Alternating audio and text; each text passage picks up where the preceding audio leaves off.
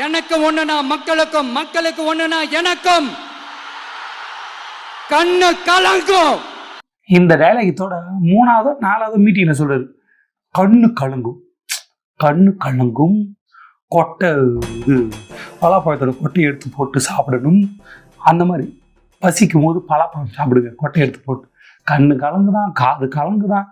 47 பேர் இறந்தாங்க. First flight பிடிச்சி வீட்டுக்கு போனது ஏன்? எந்த கேடு கட்டான்? எந்த சோத்துக்கு பதிலாக வேற ஏதாவது எவன் போனான் வீட்டுக்கு? எவன் ப்ரெஸ் மீட் வைக்கிறப்ப தெரிச்சு ஓடனான்? மக்களுக்கு ஒன்றா ஒரு கண்ணு கலங்குதுல்ல, ஹாஸ்பிட்டலுக்கு போக வேண்டியது தானே?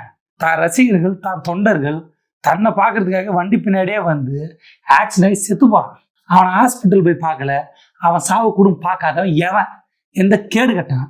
எவன் சொல்லுங்க, நான் யாருன்னு சொல்ல, எனக்கு தெரியாது. நான் ஏதோ ஒரு கற்பனையில் பேசுன்னு வச்சிங்க, இல்லை வேற ஏதோ சம்பவத்தை சொல்கிறேன். எவன்? ஏன்னா இவர் கண்ணு கலங்கும். இவர் ஃபர்ஸ்ட் போயிட்டார்ல, 47 பேர் சாகிறப்ப இவர் தான் ஹாஸ்பிட்டல் இருந்தார். கண் கலங்கிடுச்சு, காது அப்படி கலங்கி காது வழியாக கண்ணீர் கொட்டிச்சு அவருக்கு. கண்ணு கலங்குறா பாவிகளா? எவன்? எந்த மானம் கட்டவன்? எந்த அறிவு கட்ட முண்டம்? எந்த கொஞ்சம் கூட மனசாட்சியில் நாசமா போகாதவன்? பெத்த பிள்ளைக்கு, பெத்த அப்பனுக்கு, பெத்த அம்மாவுக்கு, பொண்ணுக்கு, பொண்டாட்டிக்கு கடன் கொடுத்தவன் எந்த கேடு கட்டான்?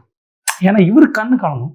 எவ்வளோ கேடு கட்டவன் அம்மா, அப்பா, பொண்ணு, பையன், பொண்டாட்டி வரையும் கடன் கொடுத்துக்கிறான். இன்மா பணம் வச்சுக்கிறான், அவன் கொள்ள பணம் வச்சுக்கிறான், காசு சும்மா கொடுக்க மாட்டான். பெத்த பொண்ணுக்கு கடன் கொடுப்பானா? பெத்த பொண்ணுக்கு, காலேஜ் படிக்கிற பொண்ணுக்கு 4 லட்ச ரூபா கடன் கொடுத்துக்கிறான். ஒரு கேடு கட்டான் எவனு தெரியல. ஆனால் இவருக்கு கண் கலங்கும், கண்ணு கலங்கி வரும்.